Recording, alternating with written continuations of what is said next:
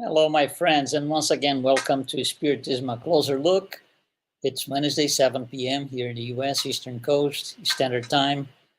We are here for another edition of Spiritism, a closer look. You are watching us via Kardec Radio, and I'm Luiz Lima, broadcasting from Orlando, Florida. We have an interesting, hopefully, it is an interesting live today. We have been for the past, I would say, maybe 5 or 6 months. We have been doing some very philosophical uh, programs throughout all this time because Spiritism is philosophy. And we're going to change gears a little bit. In the next 2, maybe 3 weeks or so, we're going to bring some of the scientific aspects of life. I wouldn't even say Spiritism, I'm going to say life. So tonight we are going to switch gears. Instead of doing something very philosophical as we have been doing, tonight's topic is we're going to take a closer look at spirit and matter. This is a subject that is, of course, very abstract. So it creates a lot of confusion, it generates a lot of questions, obviously, uh, from my own experience all these years speaking with on Spiritist Center seminars and congresses. We always have people asking us to, clarify a little bit more. Some of the concepts are not really clear. We need to adjust this and that. How could that be? How can that not be? So we kind of collect all these questions throughout the years. And I think it's time for us to maybe do a series of programs to explain spirit, matter, universal cosmic fluid, subtle bodies, stuff like that. And not only explain, but at the end of each live, how do we use this as a practical tool for our life? But to begin with, we have to understand what these things are. And because the subject is a little bit, I would say, challenging for a lot of people, it's hard to just speak. So we are going to bring some images. We are going to use some slides today to make it more visually appealing and hopefully easier to get the message across. You can find the reference to what we are going to speak about today in these two books, standard books in the codification. So, Spirit's book, the first part, and the Genesis, chapter 11.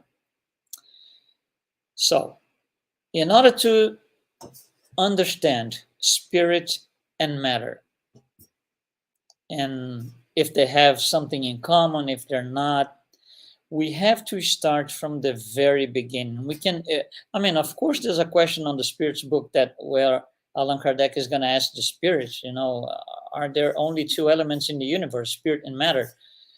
But in order to get to that question, you see, this question, whoever places the question, in this case, Allan Kardec, it didn't come from anywhere. Like,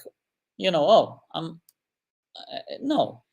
It came because he was getting information of other things and just putting everything together. So he came to a certain point where he had to ask that, but it didn't come out of nowhere. It's a sequence of things that led him to ask that.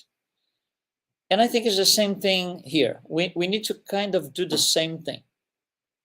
So we are going to start from the very beginning, which is the Creator. Okay, so God, as defined by Spiritism, this is important, as defined by Spiritism, not by any other belief system. Otherwise, things will not match. So God, as defined by Spiritism, is this supreme intelligence and the first cause of all things, which we are going to detail more on a different live. Today, that's not the point.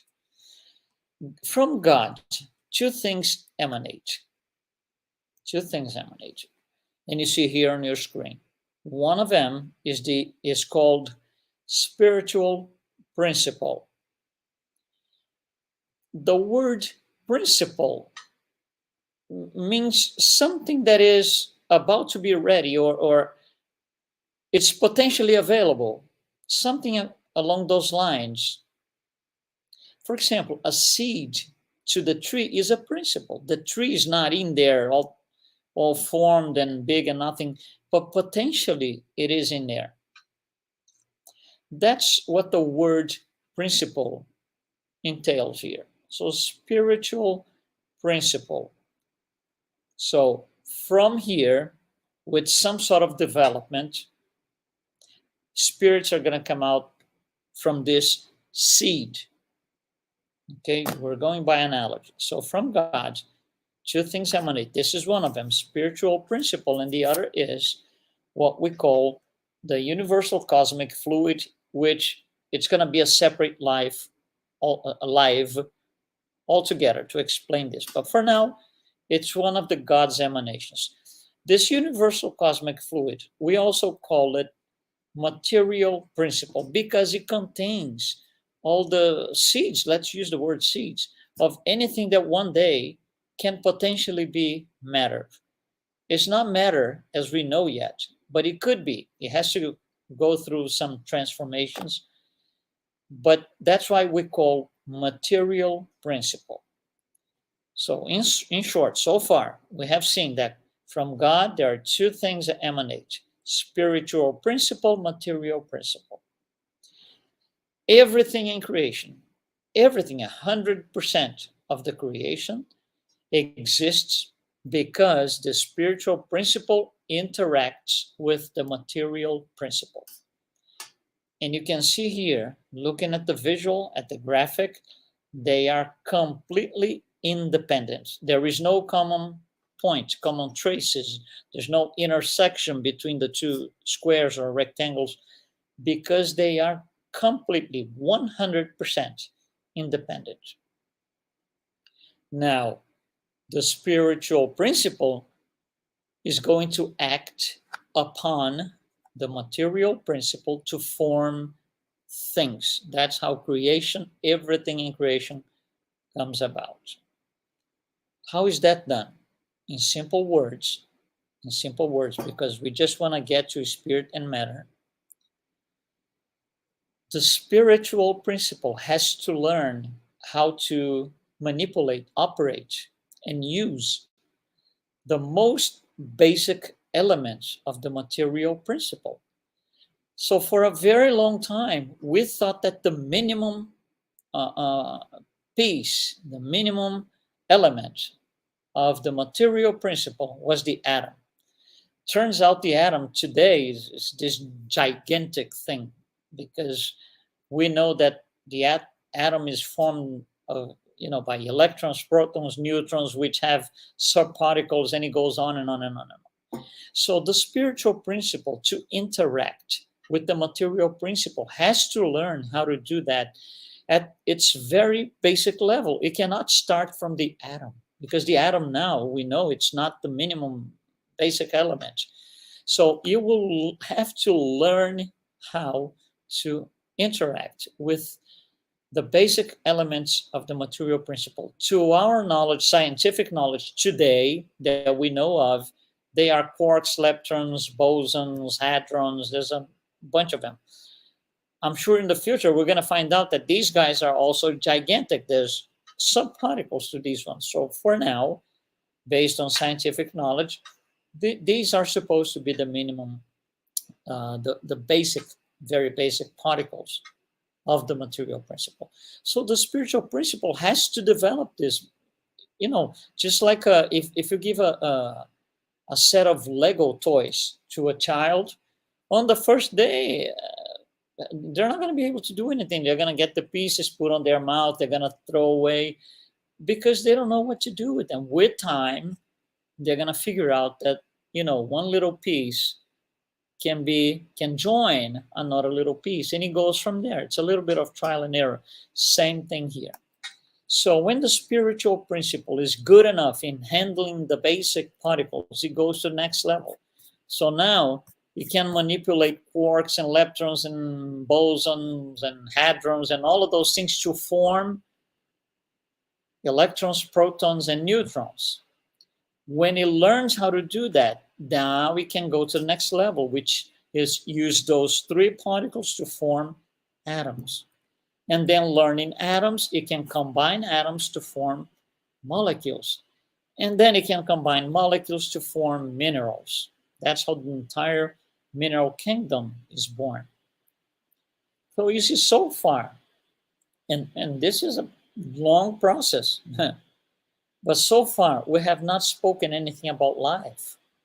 There's no living being here. Now, the next level is the spiritual principle has to develop the ability to infuse life into these elements, minerals. When it learns that, which is called the vital principle, which is part of the material principle, it's embedded in there somewhere, somehow. It's not the point today. When it learns how to use the vital principle to infuse life into inert matter, then we don't call that spiritual principle anymore. It's kind of it graduated. You got a diploma, if you will. And it just gets a different name to differentiate things. If we use the same name for something that is very basic up here or very, very advanced over here, it gets complicated. Vocabulary won't tell us the whole story. So we change the name after, quote, please, graduation, right? And we call intelligent principle. So the intelligent principle, it ties into life, beings, living things. And it will use the vital principle and it will continue to interact with the material principle to form more complicated things, not only atoms and molecules like it was before. It will be able to form the entire plant's kingdom. And it will continue learning and developing to form the next level up, which is the entire animal kingdom. We're not discussing this in details because that's part of another discussion on evolution. That's not today's approach. We just need to contextualize everything here. So when the intelligent principle then has advanced so much that it can form life in the way that you see here on the screen, you will get to its next level. You will get a second diploma, if you will. You will graduate to the third level, which is the spirit. So you see, until the animal kingdom, the intelligent principle cannot sustain individuality with its own consciousness. It cannot. But when it learns how to do that, then it becomes an individual, an intelligent principle individualized. This is a huge name. Can you imagine all the time saying individualized intelligent principle? Too complicated. Let's give it a shorter name. Spirit. That's what a spirit is. So the spirit will continue the interaction with the material principle to form other things. And it's going to form things that we can roughly, again, we're just laying out here. It's not to detail this today. It's for future. But it will form imponderable matter and ponderable matter. Imponderable matter is everything that we cannot see with we cannot perceive with our five senses. Okay, ponderable matter is anything that we can perceive with our five senses. So we can hear, listen, see, look and see. Those are ponderable things, ponderable matter things. This is, so far, the whole thing that makes us, we're just doing this to get to know how to learn how to get to the spirit level. So we come from spiritual principle, we pass through an intelligent principle, and we got to spirit. So let's simplify a little bit the visual here, because it's getting too complicated, too polluted. So I'm going to clean up things a little bit. So now we have spiritual principle and material principle.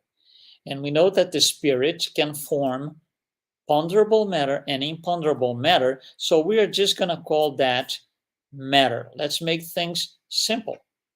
The simplest, the easier to understand. So now we have spiritual principle and material principle at the initial level, the very basic level, and down here we have spirit and matter on a much more developed or advanced stage.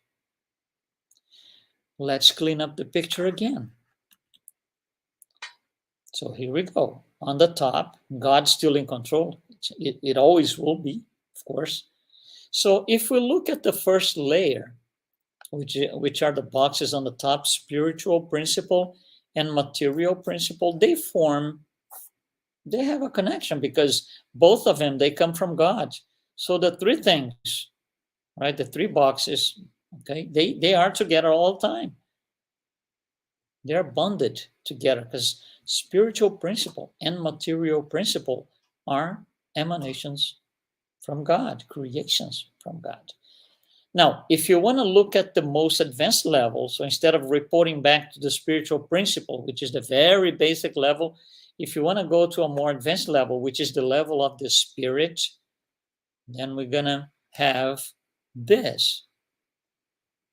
God in control, always, spirit and matter. And that is what Allan Kardec, when asking on question 27, that we are going to look at shortly, the spirits will give you an answer. They will say, this that you see here on the screen, I'm doing visually, God, spirit, and matter, this is what the spirits call universal trinity. So that is the universal trinity of Spiritism. The first part of the Spirit's book is about the creation. And this is part of it. How creation came about. So everything that we went through here in a little bit of detail, not too much, but a little bit, is to get to this level, to understand this connection or this interaction between spirit and matter. And again, God, spirit, and matter form what is known in Spiritism as the universal trinity. And this is the question that generates the answer that we just got to. Question 27. The question posed by Allan Kardec to the spirits, to the highly evolved spirits, is, so, are there two general elements in the universe, matter and spirit? Is that so? And the answer is yes. Right? So, two general elements, spirit and matter. Yes. And over everything is God, the creator and author of all. So you see, they say yes to matter and spirit, but they add a third thing, which is God above. And they say these three elements, which are the three? Matter and spirit and God. These are the three. These three elements comprise the principle of all that exists. They are the universal trinity. I'm going to read the last sentence again to call the attention for something. These three elements comprise the principle of all that exists. What is a principle? It's not necessarily something ready. It's something in potential. It will potentially exist. The material principle is there. It's sitting there. If no spiritual principle touches it, nothing happens. But the potentiality is there. The principle is there.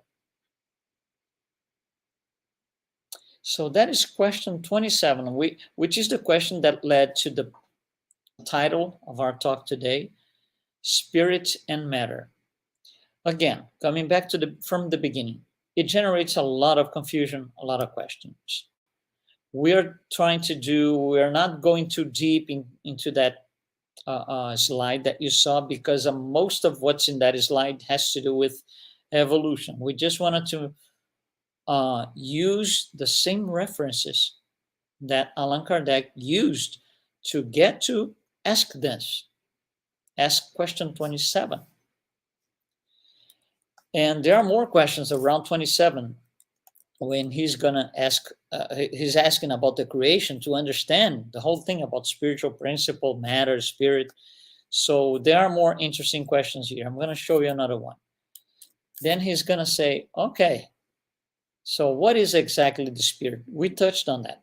I explained that it is the intelligent principle when it sustains individuality. So a general answer from the spirits when asked about what is spirit is the intelligent principle of the universe. By answering this way, they are saying, the other side of the slide, if you will, which is the material principle, has no intelligence. The intelligence is on the spiritual side. Matter is inert. Matter can't think. That's why in Spiritism, you hear this all the time. Cells can't do anything. They follow whoever is guiding them. Who is guiding them? The soul, the spirit. So the intelligent principle of the universe is the spirit. And here's one of the questions in the sequence. Question 25. Is spirit independent of matter, or is it only a property of matter? You see, he asks 2 or 3 times in different points the same question to make sure he's not testing the spirit. He's testing himself. Am I understanding correctly? So I need to ask again from another angle to see if I understand correctly. So he does that. Allan Kardec does that throughout the entire codification. Very smart. That's called the scientific criteria. Science uses that method.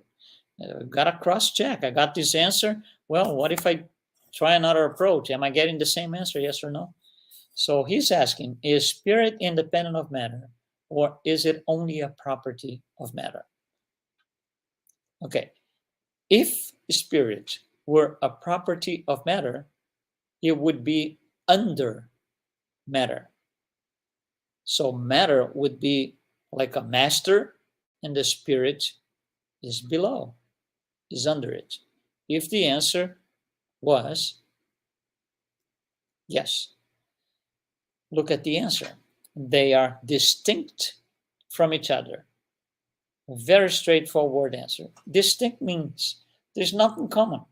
There's no common ground. There's no common points. They don't share anything. They are distinct from each other.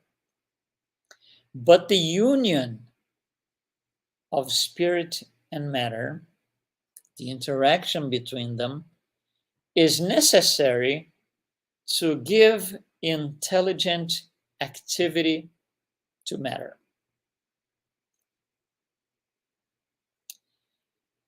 This generates a lot of questions, and I'm going to explain why it was answered this way. We have to go back to how Spiritism started. Just 1 minute, please, 2 minutes, so it makes sense. The phrase makes sense. Spiritism starts when Allan Kardec is invited by a very old friend to watch meetings where they had flying chairs, flying tables, and Allan Kardec says, please, I'm not going to believe that. He's this rational guy, he's philosophical, mind-driven guy. He asks a lot of questions. He asks everything. He said, I'm not going to see anything like this. This is, it can't have anything like this. Don't try to fool me. He was his friend for 25 years. So, okay, he lets go. 1 year after that, another friend, a friend of his for 35 years, says the same thing. I have been going to these sessions, and you can see the, flying tables and chairs. And Allan Kardec said, you too, as a second friend of mine that comes with this thing, I'm not going to believe any of that. So 6 months later, these two friends are in a party, and Allan Kardec is invited to that party. So now the 3 are together, and the 2 friends put a little bit of pressure on him. You gotta watch because, you know, it's just unbelievable. So in order not to kind of lose connection with the friends, I said, yeah, let me go. Let me just go, and they'll be happy for my presence, and that's it. I'll never go again. Because before going, he would respond to the friends. How can a table, how can a chair or whatever object be intelligent enough to fly, to move around? There is no intelligence in the chair. There is no intelligence in the table. That was his argument, trying to avoid going to the meetings. So when he goes for the first time, everything changes, of course, because now he said, he didn't change his position. He said, I'm still 100%, supporting my original opinion. A chair is not intelligent. There is no intelligence in a chair. There is no intelligence in a table, in whatever, a basket, but they fly. So something is causing them to fly. It's not the molecules themselves, it's not the atoms. No.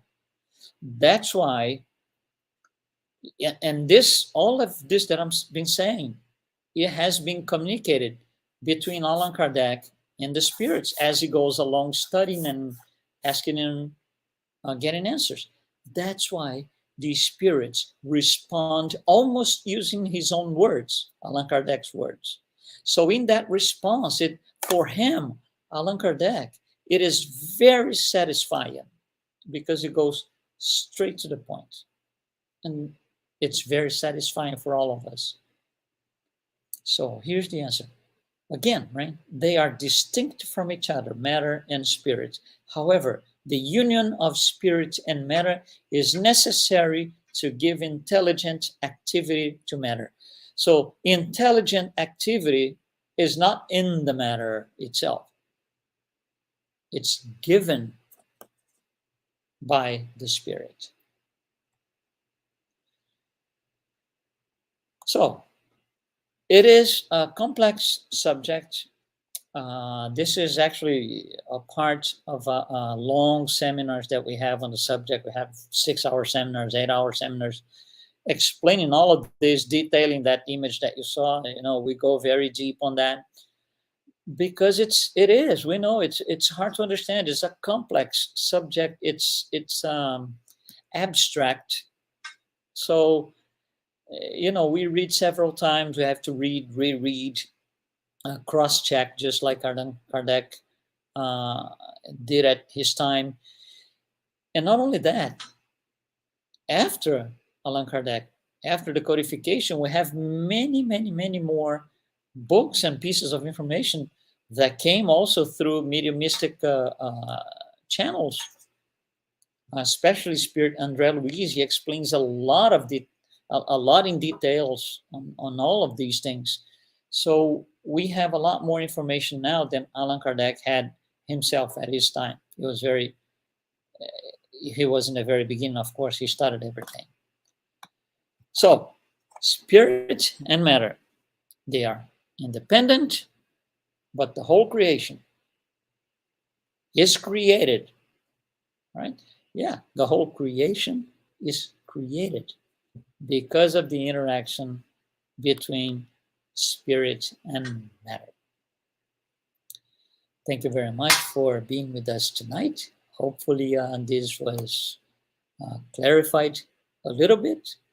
And if you have any questions, any comments, if you want to, just follow us in one of the channels here, you have the information on the bottom of your screen. So I'll see you next week. Thank you very much. Be well.